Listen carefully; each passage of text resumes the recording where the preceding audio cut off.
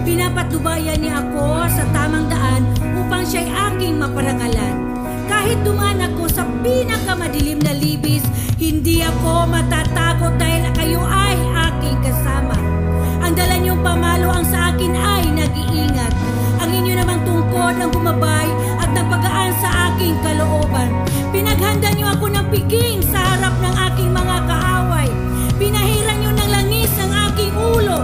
Tanda ng inyong pagtanggap at parangal sa akin. At hindi nauubusan ng laman ang aking inuman. Tiyak na ang pag-ibig at kabuti pa sa